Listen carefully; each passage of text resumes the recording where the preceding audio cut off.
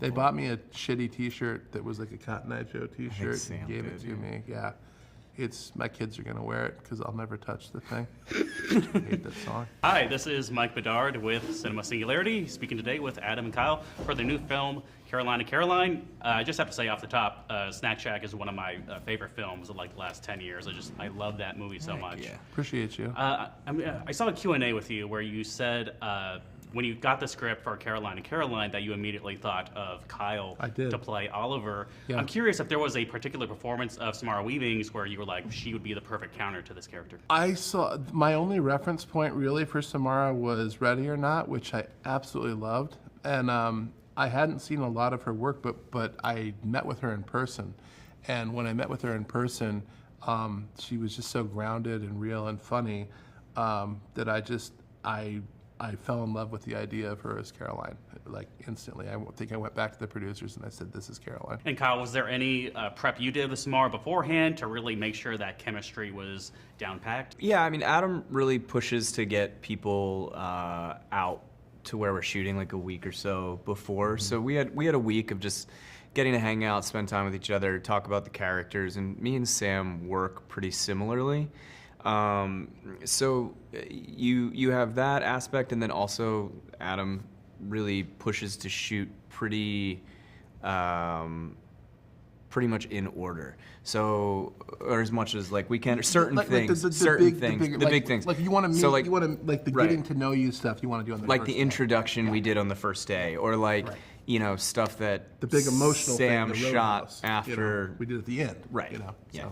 So there's stuff like that. So it's not like you're trying to shoot the end of the movie at the top or whatever. So it was just a lot of time of just getting to know each other and talking and hanging out. Yeah. And Oliver is a con man with a lot of sleight of hand. Did you learn any tricks? Could you steal someone's watch if you wanted to? No. Movie magic. Movie magic, baby.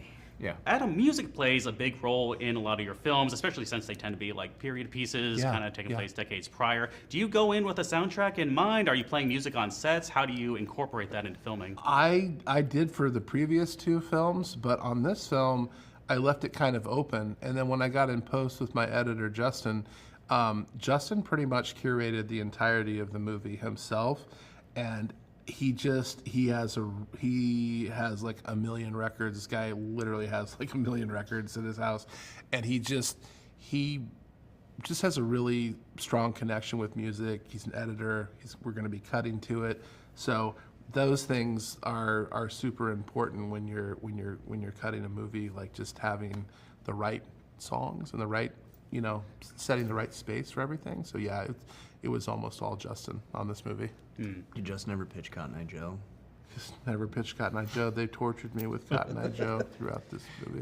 When they're driving down and there's like the big chase sequence when they're almost caught, I mean, that would have been the perfect Cotton Eye Joe moment. That's what they suggested. That was literally what their suggestion was. You can only help people. They bought me a shitty T-shirt that was like a Cotton Eye Joe T-shirt and gave it to me. Yeah.